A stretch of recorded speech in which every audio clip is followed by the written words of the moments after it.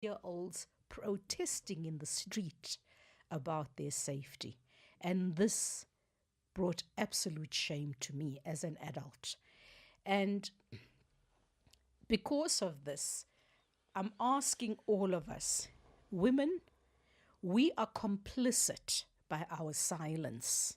Yes, we're part of the cycle of the abuse if we keep quiet and you know it's happening. The good men out there, don't say it's none of your business. I know men tend to operate in those silos of theirs where they separate the personal from when they get together, where they'll just talk about soccer or whatever it is that men talk about. Talk about these things as well. There's nothing wrong with them. And with this in mind, I got in contact with the Department of Social Development, and I asked myself, how do we use them best? And the MEC spokesperson was very helpful. Mbangwa gave us these numbers: 011-355-7600 for all social development related queries, gender-based violence. The Command Center for Gender-Based Violence is 0800 428 428. For human trafficking, 0800 222 777. Anti-substance abuse, 0800 12 13 14. And then Thursday and Friday, there's going to be a seminar that the department will be hosting, the Department of Social Development will be hosting. This, it will be to host child protection in Daba. And it's going to be held at the Parktonian, and it's going to involve the Department of Social Development, the Department of Justice, Home Affairs, Lawyers for Human Rights, and the Adoption Coalition. And we are going to be broadcasting from there as well. We don't know the time yet. These numbers, I know I've rattled them off pretty fast, but these numbers, if you go to the Kofifi Facebook page, you'll find them there. We've posted them there, so they're there all the time. Now, our guest for today, he's looking down. I don't know why he's looking down. Maybe it's because he heard that he's live on Facebook and YouTube. The indomitable Mr. Robinson, the principal of Westbury. I don't know whether it's Westbury Secondary or Westbury High. And if it's still secondary, I guess it's historical. Welcome to Kofifi. Thank you. Now, your coming in here was a little bit of a slow journey. You know, remember in the olden days, there used to be something called a milk train where it stopped at every station. It reminded me of the progress of a milk train because you were greeting everybody knew you as you walked in.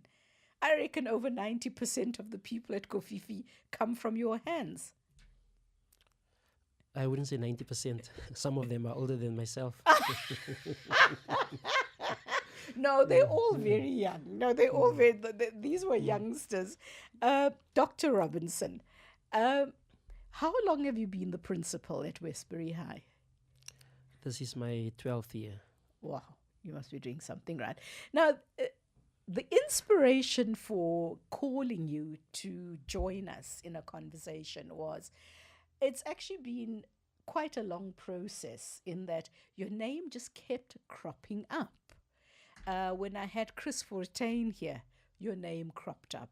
When, and then most recently, we had one of your former students, Roshni Reyners, who's now a civil engineer. And she said something very, it was subtle but profound. And that's when I said, no, we've got to have a chat with this man. There's something that he's doing right. She had come from a Model C school into grade 10 at Westbury High. And when she left the Model C school, she was getting 1% in maths. And she graduated from Westbury High with a distinction in maths, science, and Afrikaans. And she went further to say something very interesting. She said, I came from a Model C school to Westbury High, where suddenly I was confronted by discipline. And when I said Model C Township School, usually it goes the other way around. People leave township schools to go to Model C schools. What inspires you to bring out the best in children like Roshni Reyners? Well, I have one philosophy in life. Good afternoon once again to the listeners and everyone out there.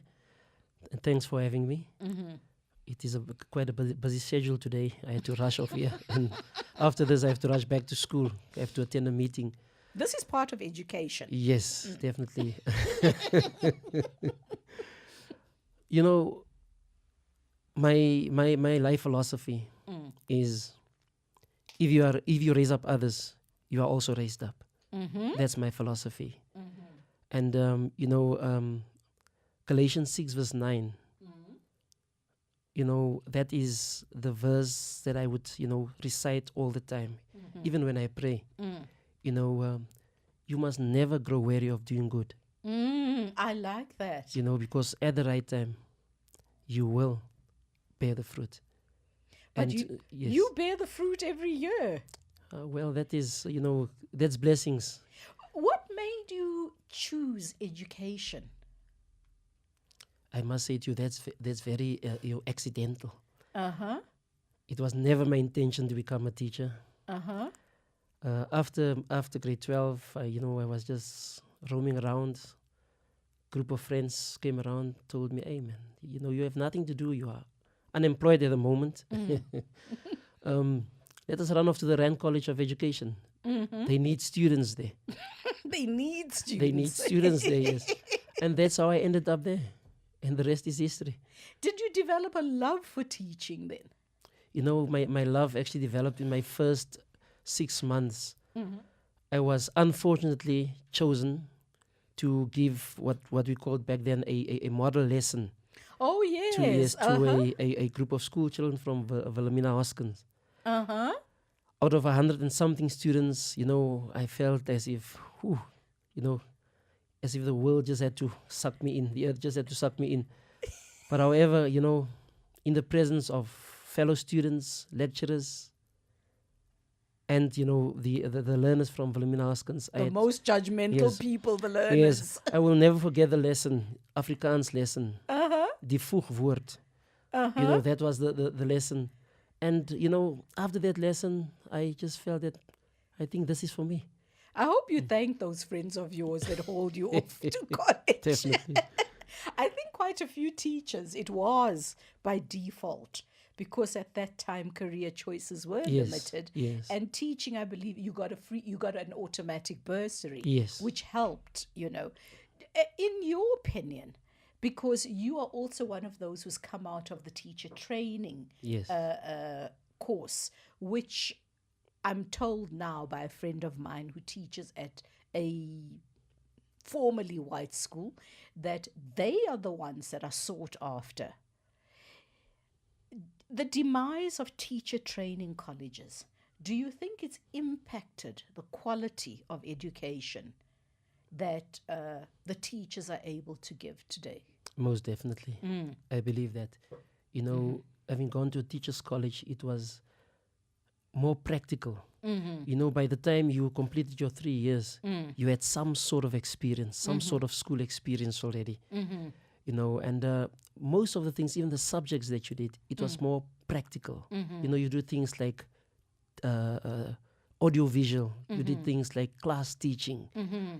Those types of subjects. So by the time you went into a classroom, into the school, you understood how to complete a register, for example, which sounds simple, but it's not that simple, really. So it's part of that discipline. Definitely, the closing down of teachers' colleges, I think that was the biggest mistake.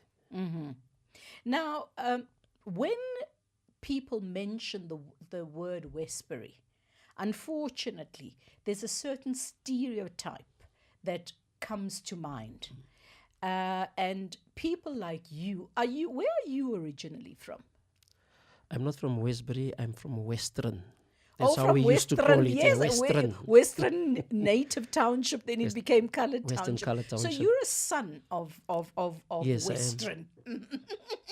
I remember it was called Western, and not being from here, I spelt it Western. I didn't realize that it was just a colloquialism. Now, coming from here, you know the history of the place, and of course, you get certain images that will automatically come to mind. Some true, some not true. I remember once I had an MEC that was supposed to come on my show when we were still in the hostel at your school. And he said, "No, Rose, I'm scared." I said to him, "But you've got a bodyguard." He said, "Hey, those douches, I'm scared." But now, when it comes to Westbury High, suddenly the converse of what's happening in every other township. So here's the school where you are producing over 90% passes in matric. You've got children coming from Model C schools who are getting 1% and coming to your school, and in the natural sciences getting distinctions. What are you doing right? Just the passion. But we can all be passionate. It's the passion for the job, you know. But what are you, like she said, suddenly here I was in a disciplined environment. What does this, on the other hand, we also had, I don't know if you know Doma. Yes. I had Doma on my show. And interestingly, he said the best years of his schooling were when he got to Westbury High as well, because of acceptance. Yeah. So we've got an academic, and we've got somebody who was supposed to be a misfit, both having the best years at Westbury High. What are you doing right? Because we need whatever this magic potion is shared. It's no magic potion. You know, number one, I'm not even going to beat about the bush about this. You know, we put God first. You know, and I believe that if you teach your children the morals, the morals of the principles of life, I think that's the very first thing. It is difficult. It's easier said than done. You know, it's really difficult. It's an uphill battle. However, we try as much as possible, to stick to the word. Because if you stick to the word, our children are taught principles. Whether we are going to now speak about religion here, it's not about religion, but it's about principles. The Bible is about principles, about morals, how you should live your life. That's our starting point. The second point is, of course it can't be, because you've got children of all denominations there, but you are still achieving these phenomenal results in a township school. Yes. Look, Westbury High, let's not pretend, it's a township school. True. And yet you are producing private school results. Yes.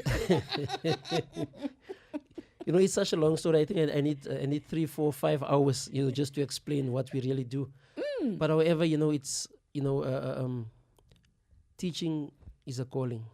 We've heard that before. It's a calling. It's not a job. I actually wanted to go there. Yes. That I've heard some horror stories. One of the parents here, where a teacher said to the children, when, the issue of children that come with social problems or problems at home like abuse, where the teacher said, "I'm not your parents. I'm here to teach you, and that's all." And one turned around and said that whether I teach you or not, I'll still get paid. And again, I thought to myself, is this because people go into teaching now because it's just a secure job, rather than it being a vocation? Yes. When I was at Teachers College, I was taught one thing. I'll never forget our vice rector, Dr. Vanar. His words were, as a teacher, you are in locus parentis. Which means During the time that the child is under your care, it is your child. You are everything to So that child. I'm proud to say that I'm a dad to 1,400 children. A proud dad. That's a huge. You know, and if you view it in that way, you'll understand what I'm saying, where the passion comes from. The other day we were having a discussion at school, you know, about now, when are we going to teach? That was the question from one of the teachers. When are we going to teach? Because we first need to get order before we start teaching.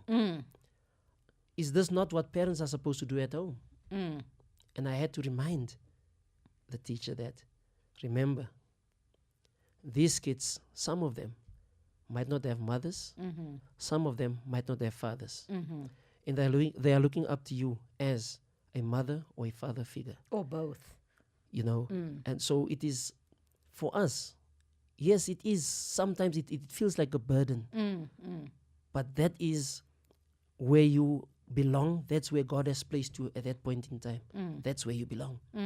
So that is what has been given to you. That's your cross. You have to carry that cross and walk with it. You know, so as teachers in township schools, it is very challenging. You know, to sit outside and criticize and say all these things, it is very, very difficult. At our parent meetings, I always invite parents just to come and just spend a day with us. I'm sure they'll write books on their experience. Now, I had a young man here, I can't remember his name, also an author. And basically his book was, he is what he is because of a teacher. Yes, I know him, yes. Oh, you know him, yes. That was a very interesting conversation we had with him. And but we were still talking about the name Westbury evoking certain negative stereotype images, and yet here you are producing excellence. Now, your pass rate, matric pass rate, if I'm correct, it's over 90%. Yes, more or less. More or less. Not always. Well, look, yes. Even nowadays, when you hit 75%, they think you're a star. But my concern is that this isn't being sung. We hear about other schools, you know, that have performed well, but we're not hearing about, because from what my research, because I did do some research, your school is the best performing in this area. And yet, the stigma of the area is the worst in this area. True. What do you instill in your students that makes them rise to the challenge? Because it's not only the teachers, it's the students that have to buy in. Sure. I think I've mentioned some of the things. Yes. You know, work ethic. That's what it's all about. You know, a child should understand it's not about a teacher teaching you 1 + 1 is 2, but really teaching you what life is all about. I always say we are teaching you life. We are not teaching you 1 + 1 is 2.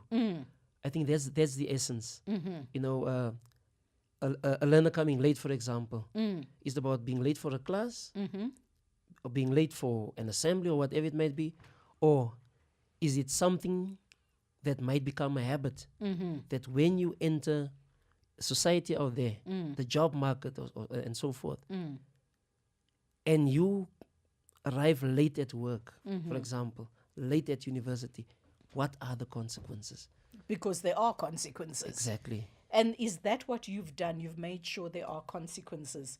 There are consequences. Well, I wouldn't mention them over the air. Hello, Rosemary. I would like to thank Dr. Robinson and his colleagues for a job well done. Thank you for all your patience with our children. You are highly appreciated. Westbury High is still one of the strictest schools around, from a concerned parent. Well, I think they mean a caring parent. And here somebody says you have a humble legend in your studio. So you've reached legendary proportions. So, now, Dr. Robinson, you have been an educator. Yes. That's what you are. You even have a PhD to go with that. What did you think? I don't know if you're allowed to talk about this, but you're a grown-up adult and you have opinions, and I'm sure Panyaza Lisufi will understand that. If he doesn't, I'll tell him he should. What did you think about the introduction of this 30%? Are we dumbing down on our children? Are we saying to our children that we believe you are too stupid to get something better, so we'll lower the grades for you? Is it a lowering of standards? Maybe we don't understand it. Yes. It's a yes and it's a no. When I was at school, I know 33 and a third percent. I think that was the pass mark. But then all the subjects would be academic except for Yes. needlework and woodwork. Now we've got things like life orientation, maths literacy, and for me, life orientation was guidance, which wasn't an exam subject. It was compulsory, but not an exam subject. So now we've got subjects that are contributing to the 30% that academically you wonder, how do they contribute? I wouldn't want to To the comment. bottom line, so to speak. I wouldn't want to comment on so many things. Okay. I'm not actually allowed to. Okay, that's why I asked. However, let me just raise my opinion on life orientation. Life orientation is a must. I think that many people out there do not understand its importance. I sat in a lesson one day, grade 12 life orientation lesson, and I listened to the teacher teaching. And at that point, the teacher was busy with a lesson on job readiness. Oh, it is guidance then. Okay. And I was really overwhelmed by the material that she gave them, the information that she gave them in that lesson. And even in terms of what are your rights as an employee, what are the rights of the employer, the Labor Relations Act, Okay. things that I only learned when I was you said, working okay. already. You But understand? for me, it appears that, oh God, this is where the quality of teaching becomes an issue. Because here we have somebody whose daughter was matriculating. And for some reason, she approached me, or she got somebody to approach me, because her daughter hadn't applied to any tertiary institutions. Then there was basically 1 week left for applications. And she is an exemplary student, but her school hadn't taught her that. And I asked her, but in life orientation, aren't these the things they're supposed to teach them? That when you're in grade 11, you actually start applying to tertiary institutions. She said, no, they weren't taught, which comes back to your ethos and how do you get the best out of your teachers? Because clearly they're fulfilling their mandate. Yes, I'm actually a bit flabbergasted by a comment that it's not being taught. Because from grade 10 already, you are taught. The syllabus it's a progress syllabus. A little bit in grade 10, a little bit in grade 11, until the full month in grade 12. And I know there already kids are taught how to complete an application form. Tertiary institution application form. Kids are also taught on how to do research. You choose your whatever occupation you believe you're going to do after matric. You choose it, and part of the assignment in life orientation is that you go out there and you research that occupation. But then again, it takes me back to the demise of the teacher training colleges, because if you go to university, all universities have their own whatever, whereas teacher training colleges, it was a standard syllabus for all the colleges. So all the teachers who went out had the same arsenal of weapons, so to speak, with which to tackle the war of education. Now it appears that they're not armed the same, or the commitment is not the same. I mean, I know that This friend of mine, the first thing the vice rector asked her when she came to college is, why do you want to be a teacher? And that was going to determine whether she got accepted or not. It was that answer. Do you think we need to start bringing that ethos back into teaching so that we can get more Westbury Highs? You know, I remember in my days, you know, as a learner or as a pupil, as we said it back then, was in matric. The inspector, of education would come around to different schools and interview each matriculant. That interview was actually to decide on whether you have the capabilities of becoming a teacher. Oh, okay. See? So when you received your results, your statement of results, on it would appear that you qualify to do a teaching diploma. Oh, you were See, almost every handpicked. yes, every grade 12 learner at that time, every one of us, whether your intentions were to study engineering or whatever, but They each one had to identified go teachers. yes already. You see, And that was because of the importance Yes. that was associated with the teachers. Yes. And that's another thing we were talking about, that they often are not acknowledged when we talk about our successes, but we'll talk about them when we talk about our failures. So, okay, so that thing of the 30% now, to go back to that, is it, you said it's a pro and a con. What are the pros and what are the cons to it? Okay, let me say the cons. The cons is we are getting more people out of the system. So The pro basically, more is that a pro? more out of this out of the system. Schools. But that's like giving parole to criminals. No, I That's mean, very I'm not harsh. saying they're criminals, but I'm saying, this person's going to go out and do wrong, but because you want to empty the prisons, you just give a whole lot of people parole. Are we doing that to children, where we believe that if we can't keep them in school any longer, so reduce the passing mark and get them out of the school system? You see, I believe that's why there are FET colleges. You see, those vocation schools. Do as they the call them. FET people come to the schools to market their colleges? Yes, they do. Okay. Yes, they all do. right. You see, so those learners can go into FET colleges. I also know there is government funding, on that. But in the old system, we had technical schools, Yes. and we had, I will in inverted commas say, the normal academic school.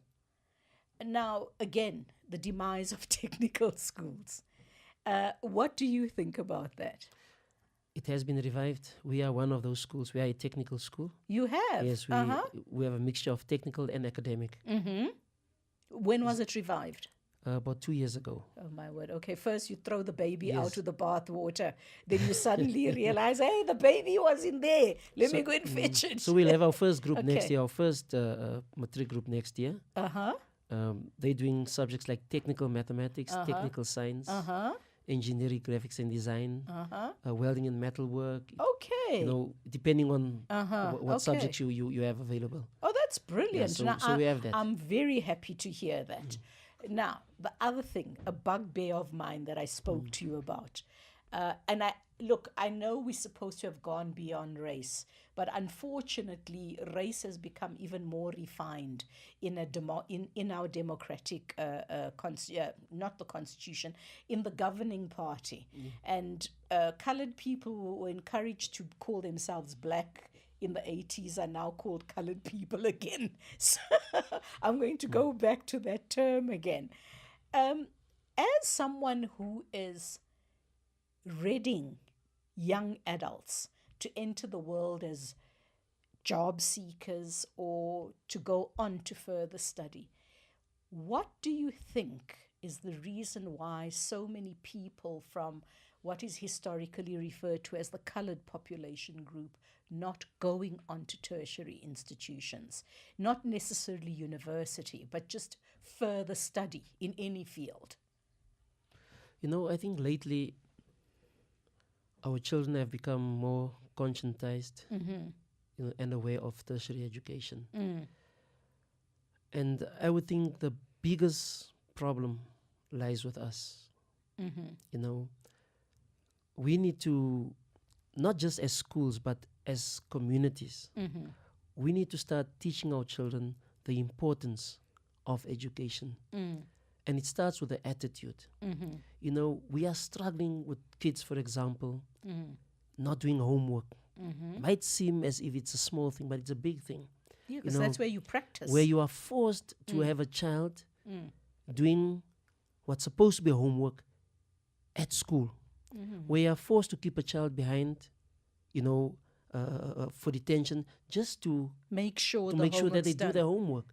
You see, so it's about the responsibility. Where parent, teacher, and learner work together to ensure that we instill a work ethic in our children. I think that is one major problem that we're having in terms of the attitude towards their school work. If we can do that, I can tell you, especially this year, so many of our kids have gone to, especially university. Some have gone to colleges, So it's about getting them to understand the importance of that. To me, it's not about race. It's about the one who really wants it. That is what we need to instill into our children. I always tell them, every year I say to them, over 500,000 grade 12s all over the country are vying for the same limited resources. And only the best will make it. The best will be able to use those resources.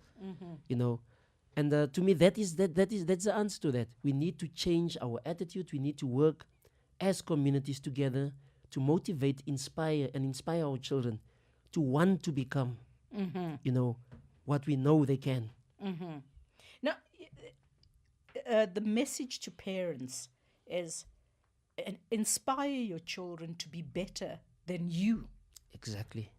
There's a listener that wants the school's telephone number. They say they can't get through. So, can you please give out the same number? It's 011 477 5548. Please repeat it. 011 477 5548. I guess they want to transfer their child from whichever school they are at now, now that they've heard about your phenomenal results. Now tell me, how do you maintain discipline? It's an uphill battle. But what do you do? Because according to Roshni, she came into a disciplined environment. No, it's the basics. Some of our parents don't understand that.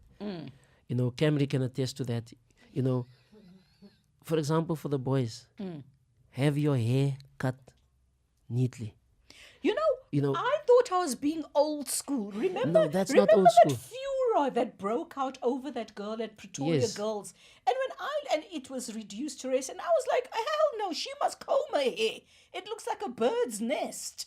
I said, imagine the poor child sitting behind her; they can't see. That's true. Okay, sorry. Yes, boys, short hair. Short hair. The way you dress. Your proper school uniform. Tuck your shirt in your pants. Those hands out of your pockets. Hands out of your pockets. Don't chew. Stop chewing in class. Have you noticed young people don't understand it's rude to talk to somebody with their hands in the pockets? Standing against a wall. And leaning. So you are actually not just putting knowledge into people's heads, their children's heads. You are also turning out young ladies and young men with the proper ethos and attitude towards life of respect yourself and respect others. Yes, definitely. No, I for that I commend you, because I'm told I'm old school because I believe in those things. Like I believe guys and girls need to court each other. You know, and I do believe in courting. Like you heard me saying, I like lang arm because people look so elegant when they dress up for it, and that elegance brings a certain sense of dignity and pride. But if you were the Minister of Education, what would you do differently? Whew, what a question. I know you've got thoughts because you are an educator and you've been a principal for 12 years, so you've seen the management side of it, and then you've been an educator for the other, heaven only knows how many other years, so you know all sides of it. And I mean, if you were a CEO, which is what you are the CEO of a company that employs 1,400 people. So to be a CEO of such a big company, you've got very clear ideas. Sure. You know, there are so many things that we can learn, from the past. History should be used as, a reference, sometimes. And I believe that if you start with morals, teaching children morals, at a young age, even at school, we should not say that parents are the only people who are supposed to teach their children morals. For example, at school, we had a subject like, which was called health education. And in health education, you were taught all the basics of health care of It yourself. started off being called hygiene, remember? Yes. And, there were also things, you were taught things like traffic rules. Yes. Do they still teach that in schools? Look left, look right, and look left again. I still remember it. Like water, save water, don't abuse it. Exactly, yes. Use it, don't abuse it. How to be a moral citizenship, Yes, those things. Yes. Like keeping your nails clean and short. Yes. And also, and bringing religion back into schools. Okay, that one, you'll meet controversy, but you see, this is the thing, is maybe you should have the way it was done in the UDF, where you simply have somebody reading Christian, Islam, Hinduism, Judaism, and that's bringing religion back and covering them all. And except for Hinduism, they're all Abrahamic religions. Before we continue, you seem to have quite a fan base. If I can get this opened again. I didn't know principals had fan clubs. Well, I guess if you're doing a good job. Hi, Rose and Dr. Your name is Bean. That's correct. Dr. Bean Robinson, very informative topic. I know Dr. Robinson. We're from the same street in Westbury. What a humble person. He is, God bless you, sir, in your endeavors. Well done. From Mr. Magic Llewellyn Bantam. Thanks to the principal, he's more than a father, a hero and a motivator. We need more heroes like this. We salute you, Dr. Beanie. Thank you. Don't let that head swell now. Although I do take a bow. Now, we were still talking about if you were the Minister of Education, what you would do differently, what you would bring back, what you would change, what you would take away, what you would improve on. I think I've answered that question. No, we only went to the morality part. Yes. We need to go to content, subject content. One of the big problems we're encountering in South Africa is a dearth in the natural sciences. I mean, I think after education gets the biggest slice of our national budget. And yet we are languishing in the bottom in Africa. And yet we are the best resourced on the continent. How does this happen, and how do we reverse this? Because we know that the future is maths and science. It's true. I think the government is really embarking on a process of reviving maths and science in schools, getting more learners to do maths and science. I know that is happening. I've attended many a meeting, a conference, based on that. However, I think the most important thing now is to ensure that our curriculum is aligned to our economy. It's all about the economy, whether we like it or not. Yeah, you're being educated to become a future Exactly. worker. I mean, our kids need to be taught at an early age, or guided rather, not taught, but guided in terms of where they are going to. After school, where am I going to? It must start much earlier than it does now. There should be more programs, more awareness, programs going around within communities. There needs to be collaboration between education and the private sector. The private sector should have input in the structuring of the curriculum to ensure that the right people Subjects come are being through and the right taught. subjects are being taught. So that they are employable. Yes. Because that's another thing you'll hear people complain, I'm a graduate and I can't get a job. Then you ask them, what did you study? Oh, political science, biblical studies. And then you ask yourself, yes, those are nice, degrees to have. But where do you expect to work with that? True. So, one of the political parties has been pushing the need to teach entrepreneurship in schools. Where do you stand on that? But it is part of the syllabus. No, but to teach, not. You but mean to, as a subject? yes, as a standalone subject. Yes. No, I would endorse that. I would really endorse that. Because we must not teach our children to work for someone, but rather to create work for someone. I think that should be our aim. So I would really support something like that. Depending also on the research, you cannot just say we must have this without doing your research on that. If it can be proven, that it will work, then surely I'll support it. Of course it will work. That's why the US is the way it is. I mean, most people hate the US because it's successful.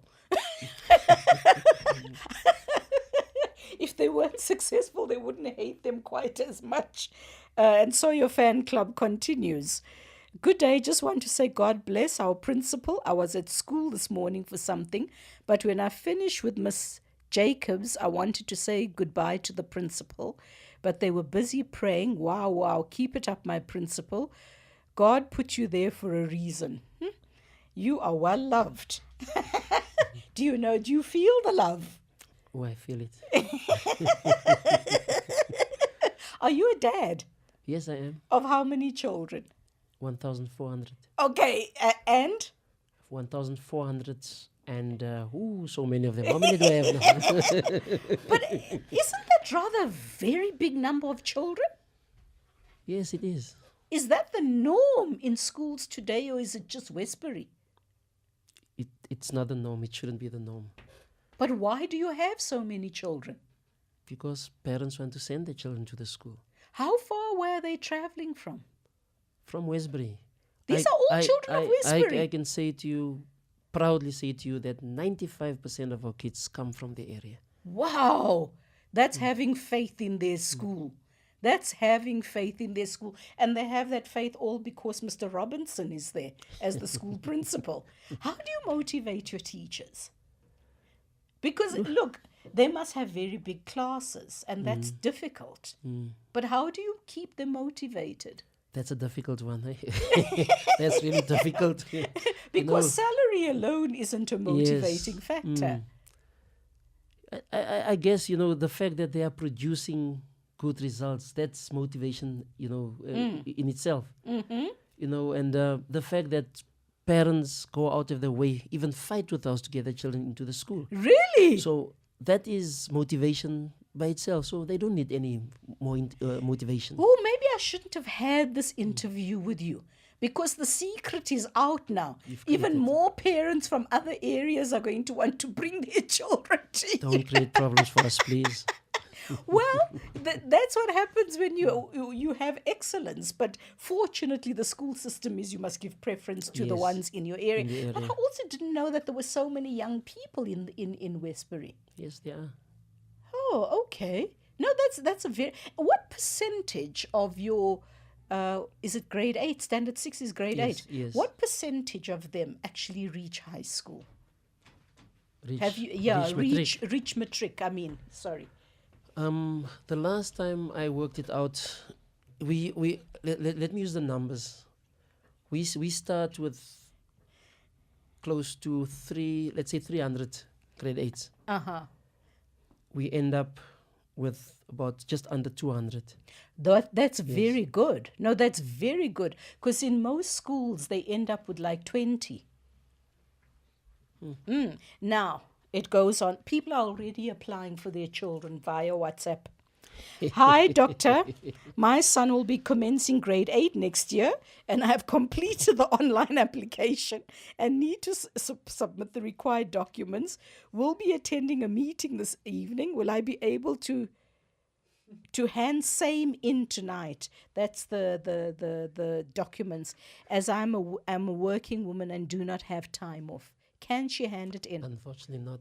It must be handed in to the relevant officials at the school. Oh, unfortunately, you heard that, eh? You have to hand it in to the relevant officials. Can they not be in attendance tonight? Yeah, it's a grade 12 and it's It's a grade 12 8. parent, grade 8 meeting. No, it's a grade 8 parent, but she's coming to the school this evening. There's a meeting. Yes, there's a grade 12 meeting tonight. It's a grade 12 meeting. Maybe she's got a child in grade 12 as Yes, well. might be. But can't we have somebody in attendance to accept forms? She can just send someone. Okay, all right. Good day, Dr. Robinson. Job well done, sir. So proud of you. Thank you for your good work in the community. You have always been an inspiration. From your old-time favorite student, M. Osborne. This one claims they're your favorite student. I don't know about that. Good day. I'm a product of Westbury High. Today I'm a qualified psychologist. Big props there, Praise Dr. the Lord. Robinson, together with the teachers, focused not only on teaching, but also empowering learners to be the best version of themselves. He tries to understand each learner, not only academically, but personally as well. His humble and approachable nature makes it so much easier. Oh, God, you're bringing tears to my eyes. You are so loved. Oh, my God, I envy you. Is your family happy sharing you this way? Very happy. Camry will tell you my wife is also involved, in the school, in everything. No, that's incredibly empowering for you as well, having that strong support base. But most importantly is having the support of the community where you work. Where there are problem children, how do you deal with it? Fortunately for us, we have partnerships, with organizations within the community. So, that at times you can't deal with everything. We use, for example, TAG, Together Action Group, where they do diversion programs with our children, 8-week programs. We work with Sanka. We have them on our school premises. That was deliberately done, to have them on our premises. We have the Westbury Youth Center on our premises also, looking after especially those ones who have nowhere to go after grade 12, having all these additional courses for them, Okay. So it's our partnership, you see, that because to me, a school belongs to the community. There must be that collaboration and that link between the school and the community. So that's what we do. They're giving me the eye. The eye is that they're telling me that is my time up.